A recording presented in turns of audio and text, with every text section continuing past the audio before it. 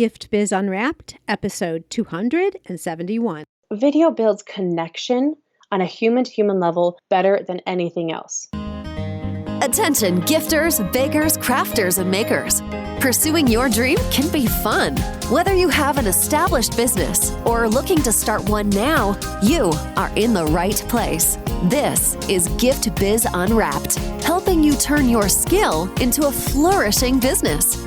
Join us for an episode packed full of invaluable guidance, resources, and the support you need to grow your gift biz. Here is your host, Gift Biz gal, Sue Monheit.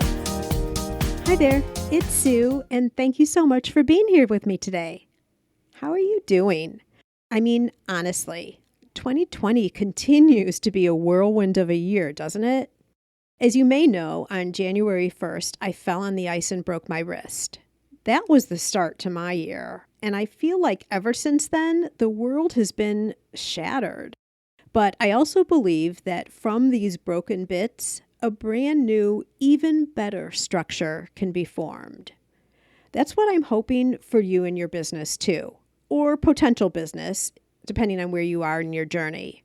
And towards that end, if there's something you're struggling with, a part of your business that needs more focus, or something that's stopping you from progressing, I want to know. That feedback helps me with guest selections and also topics for my Facebook Lives. And if you don't know about those, they happen inside the Facebook group Gift Biz Breeze. Come join us there. You'll hear more about it at the end of the show. If you have a topic that you want me to know about so we can work on getting it onto the show, please reach out to me at sue@suemonheit.com. Now today, we have the second of a two-part series on personal branding. And yes, even though you may have a business that's called something other than your given name, you're still the designer and creator behind your handmade products.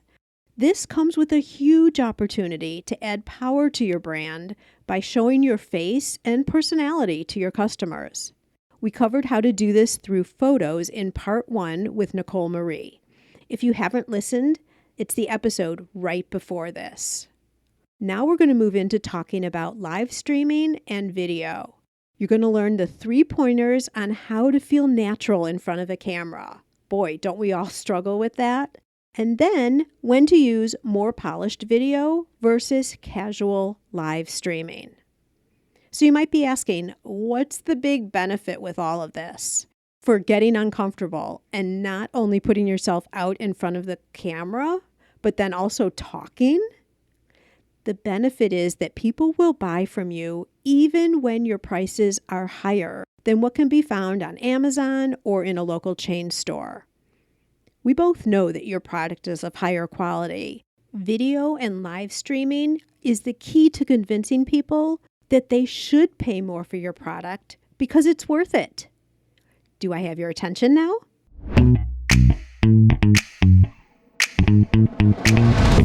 Today, it is my pleasure to introduce you to Kellsie Moore. Kellsie is an actress and on-camera expert for purpose-driven entrepreneurs. She helps you look, sound, and feel great on camera. She works with her clients to craft their unique message in a way that creates a powerful and authentic connection with their audience through video, so they can stand out from the crowd and become a magnetic brand. Everything she coaches stems from a personal development perspective to help her clients become more natural, comfortable, and charismatic in front of the lens. This confidence provides the impact they desire, and finally, they can enjoy doing video. Oh my gosh, Kellsie, that sounds fabulous. Welcome to the Gift Biz Unwrapped podcast. Awesome. Thank you so much. I really appreciate that. It makes a huge difference if you can actually feel good when you're doing something that you'll want to keep doing it. Well, I can't wait to hear all of your pointers. But before we get into that, I want to do something that's become a tradition here on the show, and that is to have you describe yourself by way of a motivational candle. It gives us a little bit of a creative look into you, and we're all creatives here. So if you were to describe your ideal motivational candle, what color would you choose, and what would be a quote or some type of saying on your candle? I love that. I think that's just super cute. And I love when we get to kind of tune into like the spirit of somebody with a creative question like that. So I believe that there's so much power in aesthetic. Like when we enjoy the space that we're in, we can operate at such a better and higher level and can get so much more inspired and creative. So I would want my candle to be something that I found particularly aesthetic, very pleasing and beautiful in the way of my opinion, which is I would want colors like, this is going to sound so boring to some of you guys. I know that. But I would want like beige and white and gold with some filigree accents and trim that it has kind of like a strong elegance to it that's like ornate but not over the top. And I would love it to say something like trust in yourself. And I fully believe that when we build in the trust within ourselves, we are capable of doing anything that we're afraid of. We're able to move through that fear and harness our courage. And so it all stems from trusting in ourselves. And I would love for it to smell like something, probably like a bonfire. The bonfire scent is my absolute favorite smell in the world. When you're driving at night and you have the windows down and you have great music playing in the car and you drive by someone's home and you smell they've lit a bonfire, like that is the best feeling and smell to me ever. And so I would want my candle to smell like that. Oh my gosh. Can I just have your candle?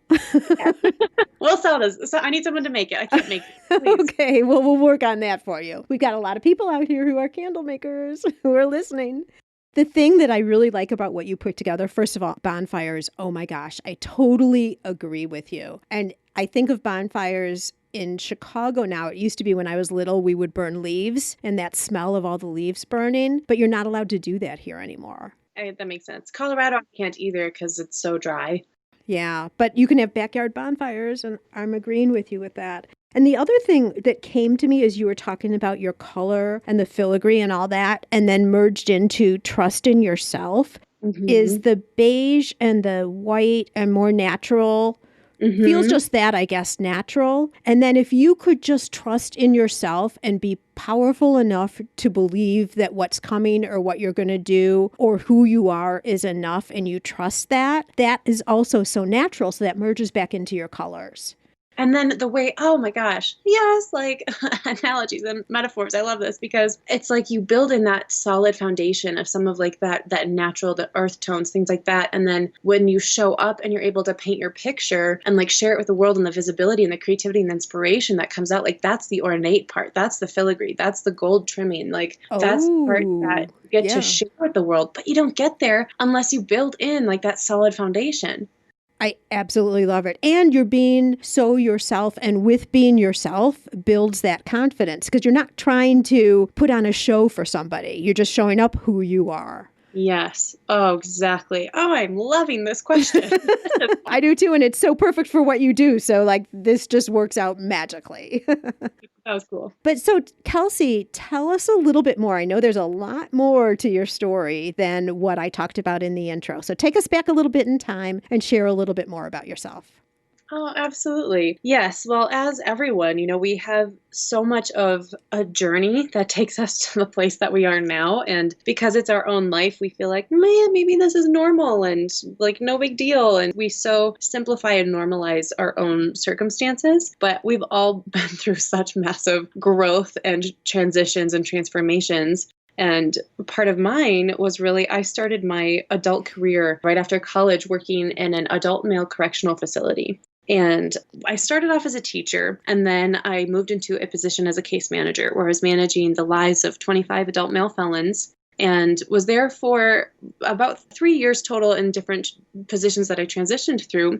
And I kept having these really explosive, terrible days where really intense and not fun things would happen, and was just spending so much time around people and circumstances and situations that brought me into a pretty severe depression.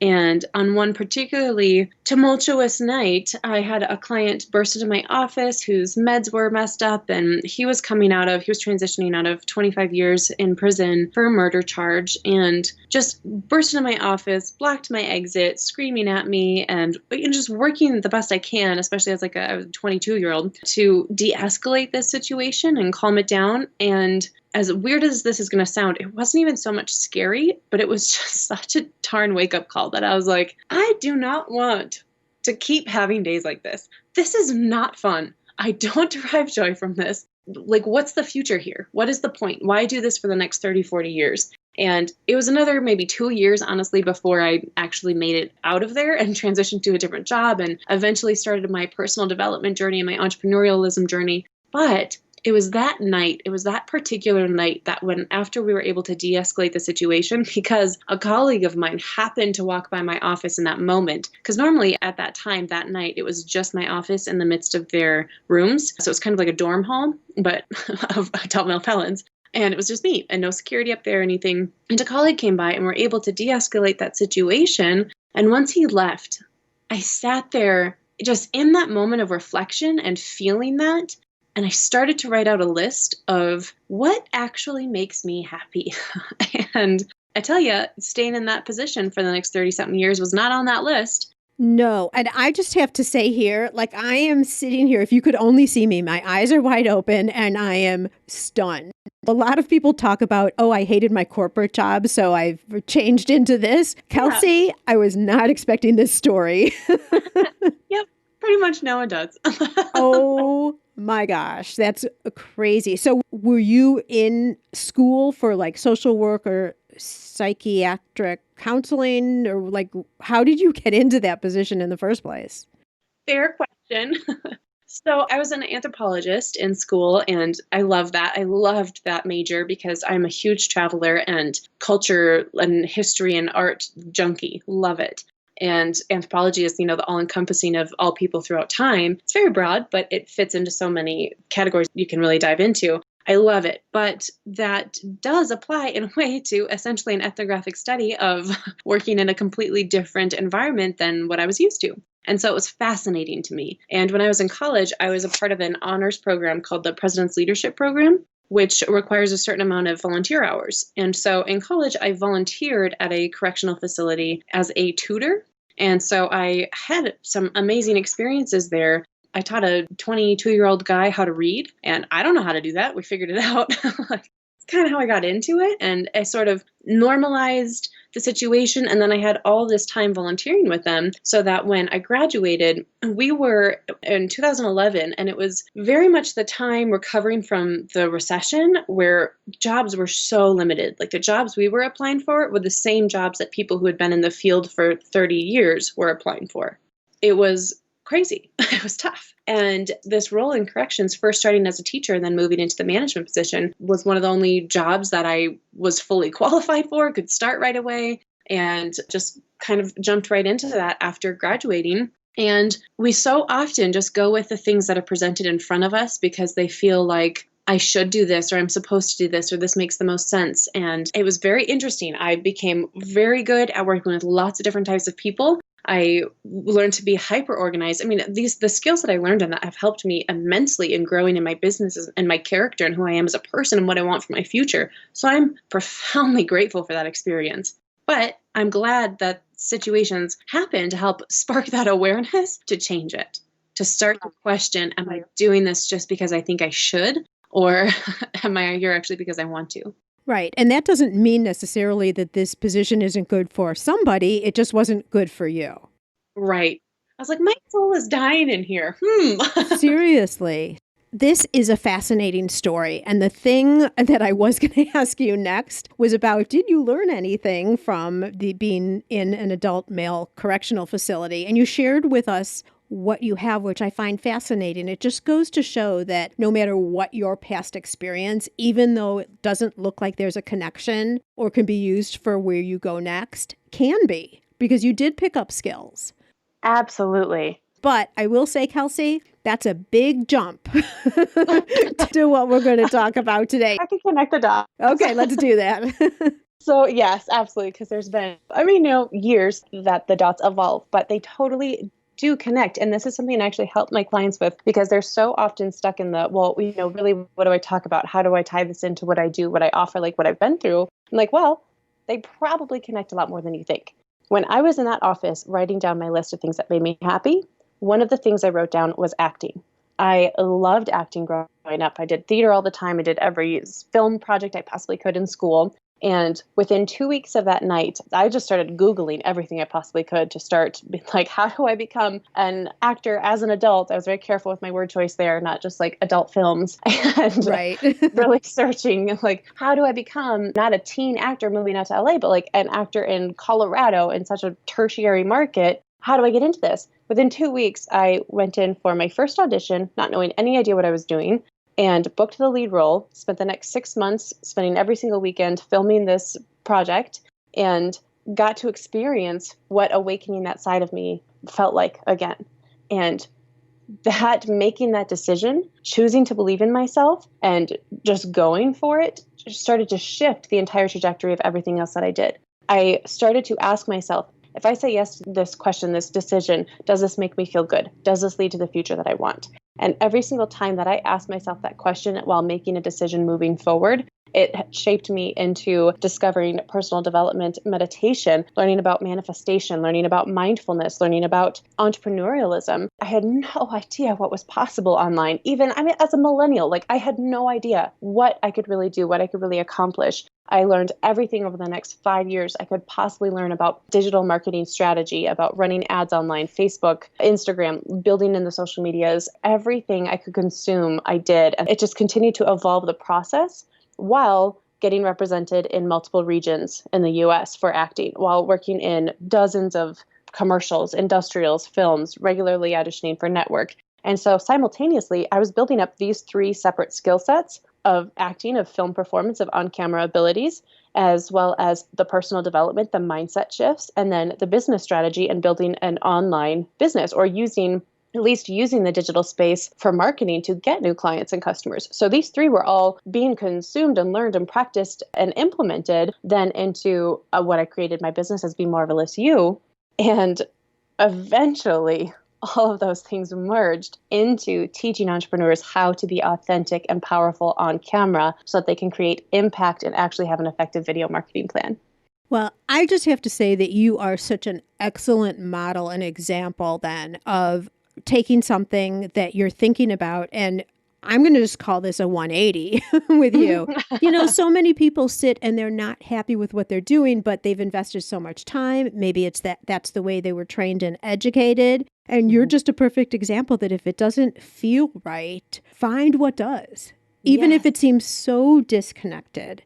Before you started Be Marvelous You, you're talking about how you were manifesting the acting. Can you talk a little bit about that before we get into the other topic? Just really quick, because I'm not sure everyone understands what that's all about. And I'd love to hear about it from your perspective because you've been marvelous at it, obviously.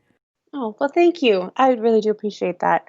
I think it's the simplistic way that I look at it is when you really make a decision about something, it must become done.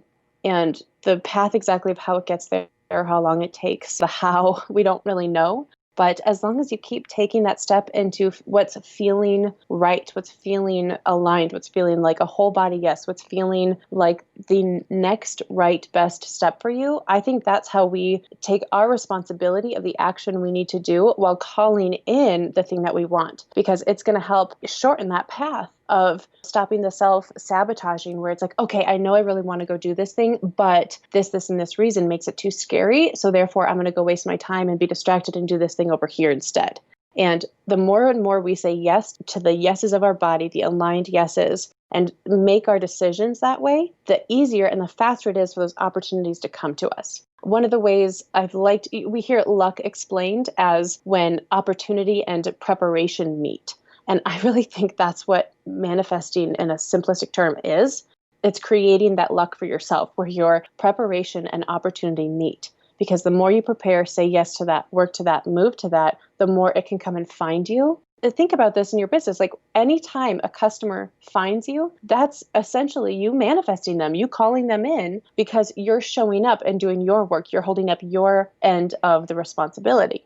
Right, which doesn't mean you're sitting on the couch hoping you're getting a customer. You're doing the work to make it happen. So one final question on manifesting. You're saying that it starts with a vision. You have to think and know your end goal, or at least a good portion of what that looks like. That's the very first step, right? How detailed do you feel that needs to look? I think it's rarely super detailed because I really like to start with how is it that I want to feel in the future? Like, how is it, that I want to feel now? And how is it that I can create more of those desired feelings in my 5-year vision and my 10-year vision and what I want for me when I'm 80? What are the sensations that I want to be feeling then at that time? And I don't know at all what that journey is going to look like from now until then. But I can really start to have some specific goals that when you really want something, like when you have a really specific focus, that I think is now it's shown up in your vision of your want, of your desire, because it's now ready for you, because it's now a possibility for you. And so it's like, okay, what steps do I need to take to start bringing that closer to me? And the more that we decide that that's the path we want, that's the path we want to create, the easier that it's going to be to bring it toward us. But I don't necessarily think it's going to be this house in this place. I'm going to have this job and I have this many customers. Like, that's really putting a lot of rules and putting it in a box when we really in reality don't know exactly how stuff is going to unfold. But if you're like, I want to have this amount of time freedom, I want to have this amount of like money freedom, I want to feel this way, I want to feel respected and supported, and I don't want to feel like I'm overwhelmed or drowning or scared, right? Right. We can start choosing what are the feelings that we are desiring to feel in our life the majority of the time, and then let's start to work to that. Let's start to move towards that.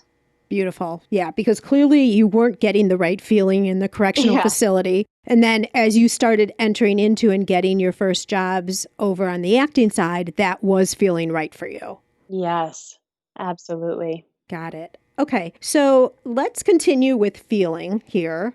Okay. And talk about people being on camera. And it's similar when you're up and you do public speaking, all of the fear that comes around that. And I guess they're kind of similar because you're putting yourself up in the public eye, if you will. Even though video, there may not be someone right in front of you. But why do you think it is we get so scared to do this? Oh, sure. I mean, I think so much of it stems from a worry of, are we good enough? Are we worthy enough? Do we have anything worth saying that anyone would care about? And then moves into the self-judgments and insecurities of how I look, how I sound, and then did I do it right? Did I just screw this up? And we have this almost like we're waiting for somebody to give us that permission and that approval that like, yes, you are worthy. Yes, you are enough. Yes, you did do this right. Like, yes. And really, we're the only ones that can do that for ourselves.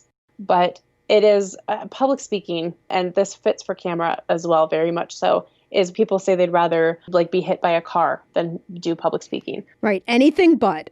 Yes. Yeah. They're like, nope, I'll skip that, please. Thank you. But in our current day and age with social media, I think the stat is 94% of people make purchasing decisions after watching a video. It is huge. No kidding. 94%? Yes. Wow. And do you have any idea what the percentages of people who actually do video? It's really low, isn't it? It's not enough, I'll tell you that. Yeah. I kind of feel like I saw a percentage somewhere, and I'm not even going to try and quote it, but it was under 20, like of people who actually do video. And that might have been Facebook Live. I'm not sure. But the thing that's so interesting to me with the group of people that I'm serving, so GiftBiz listeners, I'm talking about you guys mostly, is some people haven't even tried it, but all of a sudden they're just like, nope. Right. Yeah, they think it's not for me. Yep, not doing it. But it is for you, I promise. Yeah. And I understand the fear. I teach this to my clients where we actually acknowledge and face and look at and recognize the fear and kind of see, where's that coming from so that we can disconnect it. Because so often people think that their safety is at jeopardy by showing up, by being seen, by being visible, by putting themselves at risk for scrutiny and for judgment. When in reality, they're so rarely connected. And we're going to be judged as a whole in any capacity, no matter what. Whether you're seen or whether you're hidden, whether people know your story or they don't, or you make a lot of money or you have no money. People are making judgments on all of those things all of the time, no matter what. Yeah, we're humans just by nature judge, yes. Right? And I'm going to put myself out on the limb here and say, I would rather be judged than not be known. Because if you're not known, no one can possibly work or buy from you. Exactly. And if you do put yourself out there and know that you're going to be judged, some people are going to like you and some people aren't, then you're getting the people who are going to like you. Or if you don't do it, you don't really have a shot at any of it. Then they don't have a chance to like you. Right. I mean, they might go on your website and look at your product, but then your product is up against anyone else who has a similar product. Exactly. Not the best as yours, because we know yours is the best of all, right? Candles or jewelry, whatever. But they don't get that added layer of personality of the maker. And that's what's so valuable about video, I think. What do you say, Kellsie? Well, think about people like to buy from people. They want to know the story behind it, especially when there's so much competition online. Like the way to stand out and set yourself apart is your story, is you being a person, and that immediately can build in the 3 things you need for effective marketing, which is the know factor, like factor, and trust factor. So if people can get to know you, like you, and trust you, they're way more likely to buy from you, even if your product's more expensive than someone else. And you think about the hesitancy of people purchasing online, especially a product. They could think, well, is this a trustworthy brand? Where is this coming from? Where is it made? What is the quality of the ingredients? Are they socially conscious? Do they have any causes they like? Who am I really buying from? Am I really going to get my product? Like all of those questions of trust come up. And so if you're showing up as you as a person and like, hey, we've run this, small business operation. This is our story. Here, let me demonstrate to you what makes our product so special. You better believe that's going to build know, like, and trust factor. People are going to be way more likely to invest their money with you. Okay, so devil's advocate. Kellsie, that's all on my About page. I got it covered. I don't need to do video. My About page has that. I know I'm supposed to write my About page in first person, so I'm talking. So the words are all there. I don't need to do video. Perfect. So if 94% of people are making a decision based on a video, what if we just had you put your About Me page in a teleprompter and if you're nervous and you're like, I don't want to memorize something, and just had you speak it with a smile and your personality and your energetic connection to that person and deliver your information through a video where we can see you, we can hear you, and we can feel you and not just read about you. Because what if you're a liar? I don't know. Let's see it. Demonstrate to us as your viewer, as your audience, really who you are. And then make it less about you. That's the first part. The second part, make it less about you and more about your audience. Show me, demonstrate the use of your product. Show me why you love it, why it's special. Actually show me, don't tell me. Don't just write it in a little bullet point section. Demonstrate to me. What does it feel like for me to use your product? I want to see it in action so that I can see myself in my mind using it. Yeah. And, and as you're talking, I'm also thinking when you do the know, like, and trust that we've all heard like a million times, right? We all get that that's the case. But I think the like and trust are the big ones for video. Absolutely. Right? Because you can know anybody by the print, but the like and trust has to be more personal. There has to be more coming into it than words. It's immediately polarizing because somebody can see if they like your personality or not. And then video builds connection on a human-to-human level better than anything else. Think about it in a big brand idea like Nike or something. You're not seeing their success from them taking a photo of a tennis shoe saying, look at this awesome feature. It has this stitching. We use this type of shoelace. It's really cool. It's the best. Buy it. Their ads that they spend millions of dollars on are of a runner, and you see their faces sweating and you see the challenge that they went through in the gym and them winning a race. You hear their stories of the challenges they've overcome. They do little interview clips and we see people in motion. We see their faces. We connect to them on a human and person level. That's going to be what makes someone feel a connection, a personal human connection to a product or a business. Yes, I agree with you totally. And what the result is then of having or experiencing the product as well. Absolutely. Yes. And then they see it. They see it as possible. And they say, wow, let's take a candle example. Let's see, you're showing me hey, we put these candles in this room for this reason. And you have a camera there and you're walking me around and you're describing it and you're showing it to me. I can start seeing the benefit of me having that same candle, that same product in my own home. I can see the result and what I get out of it. Right. Got it. Okay. So what's the difference, would you say, between more structured videos. So video like what you would put on a website or you'd use in promotions, maybe something like that, versus going live. What are the differences between those two? We've got to cut for a quick break to hear from our sponsor. After that, we'll return to hear the difference between video and live streaming. Yes, it's possible. Increase your sales without adding a single customer. How, you ask? By offering personalization with your products. Wrap a cake box with a ribbon saying, "Happy 30th birthday, Annie." Or add a special message and date to wedding or party favors for an extra meaningful touch. Where else can you get customization with a creatively spelled name or fine packaging that includes a saying whose meaning is known to a select few? Not only are customers willing to pay for these special touches, they'll tell their friends, and word will spread about your company and products. You can create personalized ribbons and labels in seconds. Make just one or thousands without waiting weeks or having to spend money to order yards and yards. Print words in any language or font. Add logos, images, even photos. Perfect for branding or adding ingredient and flavor labels too. For more information, go to theribbonprintcompany.com. So we really have, those are hitting kind of the two primary types of videos. So you have your ones that are authority building, which are maybe a little more professional, a little more polished on your website. That's really has a specific intention behind it of demonstration or sharing a particular story that's very connected to the brand. And then if you're on social media or something and you want to share a story about this person got this product and this was their story about how it made them happy, how it changed their environment, how it added an aesthetic or something, and you're sharing stories, you're sharing examples, and then a little bit of the behind the scenes process, how you make the product. Show me a demonstration of how it's used in different circumstances. Show me different ways to decorate with it. Show me different things that make your product special and different parts of the journey behind it.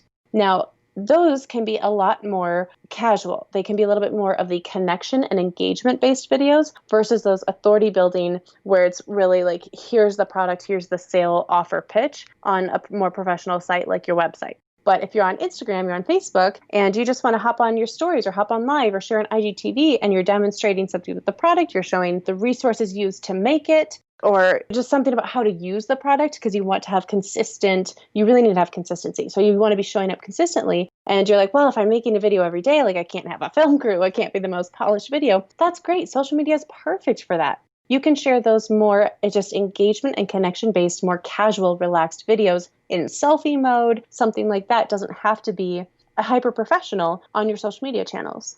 Right. And those are the ones that seem to perform the best because something falls off the table. It's just really natural. The camera goes wrong, like whatever. They don't have to be so perfected. And then you really get to see what someone's all about, I think. That's where I want to see who you are. I want to see your personality. I want to hear about your story. I want to be able to feel your energy. Truly, like whether you realize it or not, your energy is going through that lens. It's going through that camera. And so if I can watch it and be like, oh my God, that was so cute, or that was so funny, or I love this. And maybe I'm not even shopping for what you're selling, but I'm scrolling and I happen to see your video and you do something that captures my attention, that immediately creates a bond. And I'm going to go down the rabbit hole and start watching your other things and start looking at what you offer, what you have, versus if it's a moving graphic type of video that so many product-based businesses use. Unless I'm actively shopping for that product in the moment, it's not going to do anything for me. Right. Well, certainly not make a personal connection. Right.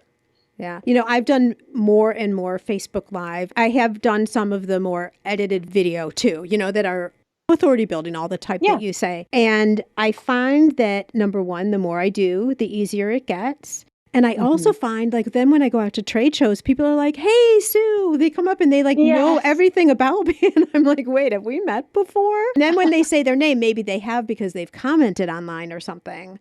But it just goes to show you how much people get to know you in a very easy way for yourself, because you don't know who's going to watch all those videos, especially since a lot of them are, if in the case of live, people are watching the replays. They're not watching necessarily right when you're live. Mm-hmm. Absolutely. I mean, the reach you can get with that is so great. Yes, exactly. And I think replays, lives are great because of the engagement aspect that they can get, especially the way that can bump you up in the algorithm. And they're also wonderful because it's kind of live and then done. And then you can also repurpose it for replays. And then you can also feed ads to it, which any video repurposed ads for Facebook remarketing, where you can retarget the audience who's watched a few seconds of your video. Those are the least expensive ads that you can run on Facebook. So you do a live, I'm in my shop and I'm making something and I want to bring the audience in. And today, here's what I'm doing. I thought I'd show you a little bit about what's going to be happening in my morning. And so you do a little bit of a video. Relatively, well, I shouldn't say that. I don't know. How long should something like that be? If it's just kind of like a daily content piece, I mean, I guess it's as long as it is. If we're showing them how to make something, it takes the time it takes to make something. But people's attention spans are very short. So really, if you're doing something kind of like that, maybe 5 to 10 minutes. And you can always use like that fast forward feature. Yes. Too. Like if it's something that they understand it initially, then you can fast forward it so they see it all, but it gets done faster or something. Yes. Okay. And so, but what I saw, so you did that piece, you did a live, and then what do you do with Facebook ads? Tell us again. Yeah, absolutely. So if anyone's running ads for their business, you can do a custom audience of people who have watched either, you can break it down to like 3 seconds or 10 seconds, or they can do 25% or 50% or 75%, whatever. You can pick your metric of people who have watched your video for that length of time. And so what happens is, to build a custom audience in Facebook ads, they have to have a certain amount of people, like a minimum of 1,000 plus people. And if you're just running static text-based and image-based ads, that can take a long time to build up the people who have viewed it or interacted with it. And it can be just a lot more expensive versus a video. If you're targeting the people who have watched those certain amount of time lengths that you can choose, those add up fast. It is the fastest way to build in your custom audience. So then you can create a retargeted ad to those people who have already viewed part of your video at a way less expensive price, like 1 cent per person. It's very inexpensive. So I'm on Facebook. I see a video I like. I start clicking in and listening to it, but something distracts me. I don't have time to watch it now. I think maybe I'll want to come back and look at it a little while later. Who knows what it is? But meanwhile, it's just going to keep going down and down and down in my feed, right? So if they had retargeted someone who had watched the amount of time that I had already watched, what would happen is it would be reserved to me as an ad, right? That's the way it works behind the scenes. So then I'd have an opportunity to see it again. Where if it wasn't an ad, it would potentially be lost to me unless I specifically went onto their page to look for it. Yes. So if they didn't set that particular video as an ad, you might not see that one again, but they can retarget you with an ad. So it might be a different video or some other content piece that they have, but they grabbed you as part of their audience and now you're their warm audience because you watched that video. Oh, so it might be showing them the video again, or it could be another ad, like a deeper level of the same topic. Yep. Got it. Okay. Wonderful. Okay, so just so that we've a little bit hopped around a little bit, so I just want to bring everybody back in. So the 2 videos we've been talking about are a more professionally done video, which would be for authority building. You're an expert in your craft, whatever it is that you're making. Specific attention, so getting specific attention to maybe a certain new product you have or something like that, but they're more professionally done, I guess is the way I would say it. And these are great for websites, right, Kellsie, and ads? Yep. There are different types of ads to run, and some are more effective if they're done in like selfie mode and just like, hey, I want to share this, blah, blah, blah. And it's a little more casual. So there's I would test for your target audience which ad does the best. But yes, on something like your website and then maybe a couple of your IGTVs, or if you're running a video series training, something like that, those ones you want to have a little more polished, which really just means more edited. Make sure you have good lighting, good sound, and a good backdrop, something that's not distracted. You're dressed for your brand, things like that, where there's just more intention in it versus a social media video where you still need to have good lighting and good sound, but it's a little bit more casual and more of your daily life or of your shop and you're showing something. One is then videoed and then edited, probably. So that's in a way a little bit more comfortable, I think. Yeah, it's interesting. I feel like people get split whether they prefer live or pre-recorded, because sometimes if it's a pre-recorded that you're editing in, there's kind of that pressure that happens of this needs to be perfect, and therefore I'm going to do 39 takes of this video. Oh, right. Yeah. Yeah. And when it's live, you're kind of like, well, screw it. I'm nervous and I'm going for it. But live, there's nothing I can do. And really, it's kind of finding the trust within yourself, learning specific habits and processes and intention, knowing what you're talking about. It's a learnable skill. You can train yourself in the certain aspects you need to be paying attention to make sure they're effective video. And so once you have that built in, then either modality isn't going to be as stressful, whether it's live or pre-recorded. I'm almost going to retract and say, I think I like lives better because it's just in the moment. I'm saying whatever I'm saying. You're right. There isn't the retake because you're already live. People are watching you, right? And then those of you who have never gone live, just know that, especially on Facebook, if you decide that you don't like what just happened, you don't have to share it to your page or wherever you went live. Exactly. And so, like, let's say something absolutely disastrous happened, which actually could be the best thing for you because people would want to see it and they'll relate to it. But let's say it was just something you didn't want to stay up. You can just delete it so that the only people who ever saw it were the people who were on live with you at that time. So there's always that. I've never done that, though. I've never not posted something that was live, even if it was goofy or crazy or whatever. But then on the video side, when you're doing a more professional, you're right. You feel like you need to be more scripted. Every line needs to be polished properly and all of that. Yes. Yeah. 2 different ways of going for sure. Can you share with us some tips? Okay, we talked about the value. We've talked about the different ways you can use them, but you still got to get in front of the camera and actually do it. Yes. So this is where your expertise comes in, and we want to feel good in front of the camera. So how does that work? Absolutely. So there's a lot that can go into that, but a kind of a quick look at it is I'm going to share, let's go with these 3 great pointers that can get you started. Perfect. 1, take care of the external stuff. If you have your good lighting setup, which is if you have no equipment, use a window. Make sure you are facing the window. That will create a beautiful natural light glow. If you are going to get some equipment, I highly recommend for the simplest setup, a ring light of some sort. You can either do a desk stand one or a full-size tripod ring light. And either of those are going to work great. Just kind of look at your space, your setting, and what you have, how much space you have, how much budget you have. Because ring lights can be pricey, but the desktop ones that are maybe 13 inches or so, 10 to 13 inches, are under $50 usually. You can get them on Amazon. And how close or far away are you supposed to place those? Well, a lot of times it's dictated by the space that you have available to you, and then you just can control the light based on the dimmer switch. But really, you want to make sure that your features are not washed out. Make sure we can still see your eyebrows. We can see that you have a nose and cheeks. If it's so bright and so close to you that it's just like completely just blended you in, that's not great. Then we're missing actually being able to see you deliver, which we always want to be able to see you. So just not too close, at least have it a couple feet back from you. But I depend on what your space is. So then that just might be determined more by the brightness that you turn that lamp on. Okay, perfect. And the other thing really with light to make sure that you pay attention to is that you are not using warm light. So those soft white yellow bulbs that we put in our lamps to make our home feel cozy looks terrible on film. You must use daylight bulbs. Oh, those are the big bright ones. Yes, daylight bulbs, because it's mimicking daylight, real sunlight. So if we're all in home offices right now, we need to change our light bulbs. Yeah, or get your filming lamp, your filming light that you use, that you take out or you have set up somewhere so that you can just turn it on whenever you go to film something. Because if you're recording under regular lamps, like your just regular office lamp or fluorescent bulb, something like that, it looks terrible on camera.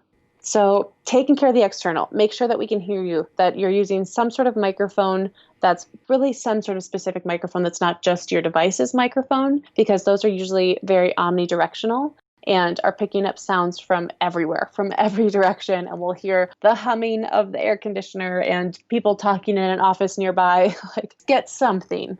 That is so true. I can tell you that from experience, for sure. Yes. I've had that happen before. Yeah. Okay. All the external equipment. Okay. We've got that covered. Yes. And then building up your energy. We're going to take care of external, we're going to take care of energy, and we're going to take care of some internal trust. Okay. So your energy would be really great if you feel like you get hit with that just wall of nerves and you have that just completely nervous energy, or you're really flat and monotone and you just kind of sound like a robot, or you're really awkward and glitchy on camera. And you're like, my words get stuck and I don't know what I'm saying and I forget my train of thought. And that's the energetics that we're talking about. So to move that nervous energy out of your body before you film, I want you to do 10 jumping jacks. I want you to do some push-ups. I want you to physically move your body so that you are quite literally pushing that nervous energy out of your system so that your body can be more present in the moment and can't focus on its fears of being nervous because it just worked out. It just worked. It just, your heart's pumping. I like that a lot. And I'm also thinking when I used to sing back in high school or whatever, they'd always have you training your voice, like talking or singing before you'd go on. Yes. It's the same type of thing with your body. You're also doing that. Absolutely. I have all my clients do vocal warm-ups before where you hum, you do face stretches, you're getting your voice warmed up, your face warmed up so that you're not getting stiff or locked. Sometimes our jaw will just get locked up. Then that your body's loose so that you can really stand with your strength and step into that confidence, because that confidence is just an emotion. So if we can train ourselves to start stepping into a feeling of confidence before getting on camera, that is going to help people receive your message so much better.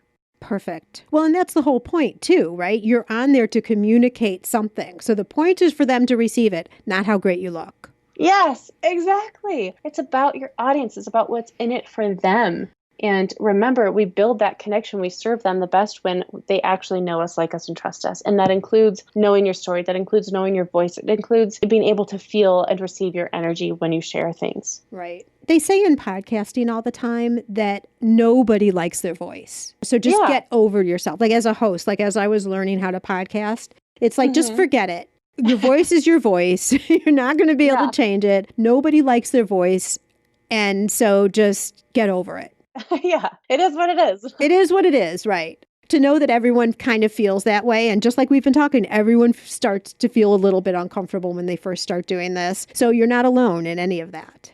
Absolutely. And it's completely a learned skill. So it's like you don't have to think, oh, well, I'm not a natural at this, or this isn't just, it's not just easy for me. It looks easy for you, but not for me, right? And we think we're so different in that way. And it's like, no, it is. It's uncomfortable. You're talking to glass and metal as though it's a person. Like, it is uncomfortable. We do have to work through that. Right. And what's so interesting is to everyone you've ever spoken to in your life, your voice and your face is how they know you. And so when we watch ourselves back, and listen to ourselves back, it's not the way we see or hear ourselves inside our own minds. So it seems different to us, but it's not different or new to anyone outside of us. Good point. Yeah, I've never thought of it that way before. You're right. You're absolutely right. And if you showed up differently, then you wouldn't even look authentic, because it's like, that's not how she sounds in real life. Right. Yeah. Like, who are you being right now? Yeah. Who are you being right now? That's funny. Okay. And what about the internal trust? Yes. So that building in that internal trust is really how we start to build in the confidence, and really just in continuing to build up our ability of courage to feel afraid of something and move through it anyway, do it anyway. And this is one of my favorite exercises. If you're feeling really camera shy, just really nervous, practice for 1 week where you take your phone and you record just on your camera, just on your private device. You don't need to share this anywhere. Record a vlog style video introducing who you are, what you do, who you serve, what your product is, how you make it, what makes it special. Every day, get on there for 2 minutes and make a video of yourself in selfie mode, recording to yourself, and just start practicing that and getting it into your bones, into your mind. Start training your brain that it is safe so that your comfort zone can start to expand, and then accept that, oh, doing this actually isn't so dangerous. This actually maybe can be okay. Maybe I should share this information. And it's really going to start to build in that inner trust. Yeah, and I can just see people right now trying to do that, even though it's only to themselves. Yeah. And not being able to. It's scary, even though you know it's not going anywhere. I think that's excellent. I love that exercise. I'm thinking it's also a good one for people who are out networking. Not that we're doing much of that right now, Right. but out networking, when you do your introductions, like the elevator speeches, Mm-hmm. like this is a great practice session of how you might introduce yourself. So this can work double duty, getting you feeling good on camera, because you'll also want to introduce yourself on camera, and then also in networking meetings. Just an aside, Kellsie. Sorry. Yeah. No, I love it. Yes, I think that's great. That's absolutely. Well, and part of what we do is we're like, oh, well, I'm great in person. That's no problem. But then I get on camera. So start to practice and train in muscle memory of how is it that you show up when you're at these networking events with your charm and your presence and your smile and the warmth that you have. How is it that you show up there? And then start practicing that on your device, because that's how you need to be speaking to your online audience. Yes. Just be you. Mm-hmm. To the point we were talking about earlier. Mm-hmm. Okay, so this is a challenge. I give everyone challenges all the time. So you give the challenge, Kellsie. Yes, you are all challenged. Just selfie vlog style video on your own device. We don't have to shove you into sharing on social media just yet, but start it on your own device, just privately for you. Do this for a minimum of 5 days. Challenge yourself, do it, and just see how it changes. See what you maybe are opened up to the possibility of your next step. Love it. Love it. Yeah. And then all of a sudden you might be ready to go Facebook Live. And Gift Biz listeners, I talk about my Facebook group, Gift Biz Breeze. If you're not there already, you're going to hear something at the end of the podcast, tells you a little bit more about the group. But one of the things we've been doing recently is letting people come in. So Kellsie, this is a private group, but it's open to everybody. So it's not a paid type group, but only gifters, bakers, crafters, makers go in there. Very cool. But we're practicing our Facebook Lives. Yes. So I'm telling people, come on and practice in front of us. We're all doing this together. It's a safe, quiet place to be. And it's so fun watching people getting on and not kind of knowing what to do, but knowing that that's okay. And it's inspiring then other people to try it too. It's just beautiful. Yeah. When you show up for yourself, you're showing someone else what's possible for them. Ooh, I love that. Is that a quote of yours? It should be. I don't know. I think you should just take it right now. Right. Done. It's mine. Coined it. It's yours. It is yours for sure. All right, wonderful. So the tips to get better, things that you can take away right now and work on are, we just talked about what equipment you need and the lighting and all that, lighting, mic, etc. How you prepare yourself with your energy, moving around. That would be a funny video, Kellsie. Oh, this is how I prepare. I'm so nervous for you guys to go on. This is what I do. Just FYI. I think that would be so cute. Yeah. And then internal trust. I always say to people that you should focus on getting your message delivered, not on how you look. I said that a little bit earlier, but when you're focusing outward and not focusing inward, you can't do both at the same time. Right. So if you're just watching outward more. What do you think of, Mel Robbins and her 5-second rule, the 5, 4, 3, 2, 1, just do it rule? Yes. Yeah, I think that helps a lot too, especially when you're in a live situation where you don't want to press the button. Mm-hmm. Just do the countdown and go for it. I love it. You can always talk yourself out of something. So it's like, well, just give yourself a darn countdown and do it. Mm-hmm. I'm just going to ask you one final thing. I'm seeing we're starting to run shorter on time, but do you script? Let's just go with lives right now, because I think you would automatically do this if you were really preparing for a more structured video. But do you script out what you're going to say on your lives, or do you have bullet points, or do you just go on and freewheel it with no prep? Good question. I probably wouldn't do no prep, because then you might show up and be like, hey, I just was hanging out. How's it going? Like, then it's, why are you there? Right. You're wasting my time. Yeah. Like, why did I just click on this? Like, what are you doing? Yeah. If you're really famous and you just want to be like, hey guys, I just want to hop on and like hang out with my audience, maybe that works. Maybe they'd love that. But otherwise, generally you want to have some intention of why should somebody be watching you? And for lives particularly, it's great to do a couple of things. One, have talking points, have bullet points that you just write out on a sticky note that you paste up right next to your camera lens. And so 3 things with this. So have your talking bullet points, and then know your intro sentence. Really have that like locked in, have that kind of memorized just at the front of mind, where as soon as you hit live, that really exactly what you're going to say just for that first line.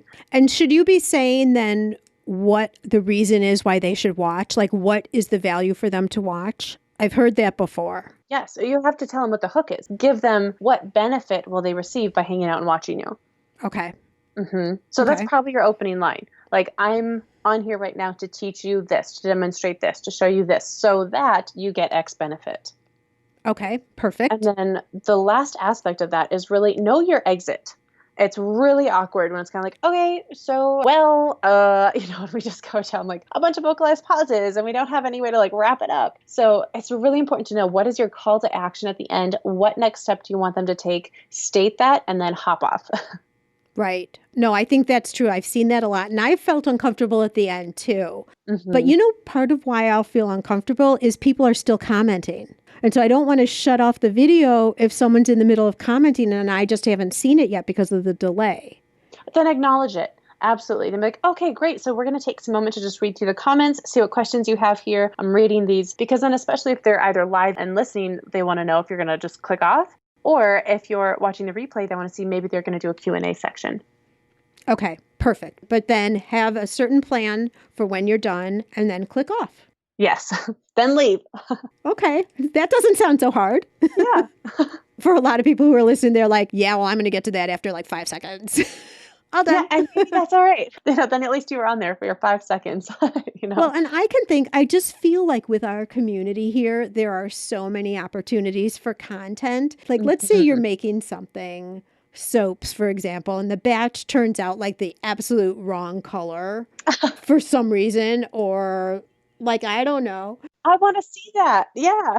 Yeah, I think that would be fun to see, and that could be like 15 seconds, 30 seconds. It's like, okay, guys, just popping in here. I was making this. I'm not sure what happened, but it looks like this now. Or something like that is so entertaining and fun and also gives behind the scenes, right? And just shows you're human. Oh, that's a perfect example. I love that. That is absolutely community building and it's built for engagement. And even though it's showing a mistake, it still shows your authority as you as the expert, because you're like, I can acknowledge this as a mistake. This is maybe what we're doing to fix it or something. And it's in a playful, fun way that we get to enjoy your personality. Yep. So I think if we really put our minds to it, we could think of a million different types of things that. Inventory coming in if you purchase beads, or shoot, you make your own beads. One turns out really interesting and fun. It's now a favorite, or who knows? So many different types of things. Absolutely. Endless content. You guys have so much that you can share. Think about every little step that you go through in making of your product. Share that. Let your audience in on it. Let them be part of the story. And it doesn't have to be the whole thing, just a little bit. And then I'm also seeing, and this is the final thing and before we're done, but I'm also seeing people now taking an extension of their handmade product-based business and starting to do videos teaching other people how to do something, maybe a more simplistic version, something that's easier that a novice could start, but to being able to create their own products at home. Absolutely. Or teaching, like teaching knitting or painting or doodling or, whatever it might be. That's also video. Oh, make a mini course of how to make some of our basic scarves or something like that. Like, we know you love knitting. You might be interested in this. And build out a little mini video course, offer it to your warm list already. That's a perfect add-on product. So much opportunity. Scarf tying, how to take care of your candles. With all the mistakes of when people don't. This is what it looks like. I don't know. Absolutely. And those are great social sharing videos, like the how-to kind of informational things. But then if you're really teaching a processor for them to build something, those are excellent other services that you can sell. Yes. Yep. Absolutely, for sure. Oh my gosh, Kellsie, this has been wonderful. Share a little bit more about the depth and everything that you do with Be Marvelous You, and then also where people could go to learn more. Awesome. Yeah, thank you. Hopefully you have some good tangible takeaways that you guys can start implementing. I hang out the most on Instagram, so please come say hi. I love it. I love it when people share a podcast episode that they heard me on and tag me in it. I'll reshare it to my stories. It is like a virtual hug. It is so nice. So I love it when people come say hi over on Instagram. My handle is at Kellsie_more. And my name's spelled a little funny. It's Kellsie. And Pretty much, I think there's one other person in this world that spells their name like that. So you'll know if it's me or not. It says On Camera Coach. And right now I'm offering a free 3-part video training series. So this is really for anyone who's like, okay, I get it. I see the importance. I am in. I know I need to work on this, but I'm just nervous. I need help. I want help building my content plan, how to make a marketing plan with it. What do I talk about? What do I share? And so I would definitely say hop in on that free video training. And it's a 3-part series where you can really consume them pretty quickly and take some actionable steps of how to get started from there. Beautiful. Especially, we talk about all of this. People can listen and they can actually listen again, but then they hop off. And this series then gives them a way to continue the conversation that we've been having right now. Absolutely. The journey that you have been on from the correctional facility to acting to now doing what you're doing and helping people just walk into themselves and presenting themselves on video is fascinating to me, like how that evolution happened. Thank you. I so appreciate your sharing and giving us some tangible tips that people can walk away and actually do something right now. And I'd like to challenge everybody also, Kellsie, you're talking about Instagram. Mm-hmm. Come over on Instagram or do an Instagram post of you actually getting on and doing your testing, the challenge that Kellsie just gave you. Mm-hmm. I would love that.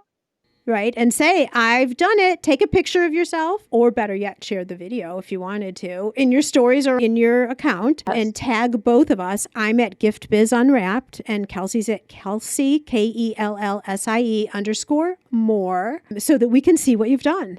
That would be fun. I would love that. Yeah. All right, Kellsie. Well, I'm going to have to let you go, I guess. I'd rather talk to you all day, but I know you need to move on. Thank you so much for taking time and sharing such valuable information. Absolutely. Thank you so much for having me on. I really appreciate it. Building connection on a human level is where it's at for growing your business. I've seen it happen over and over again. Right now, while shows are still being canceled and rescheduled, video is your answer. Please, I'm begging you, don't stand in your own way. Will you promise me you'll try it? Good. I believe in you. I'm excited for you to hear next week's guest. We're talking to a relatively new business owner who has a super interesting product. Not only will you get a lot out of his business journey, you may just have a new gift idea for someone special in your life. It will intrigue you, that's for sure.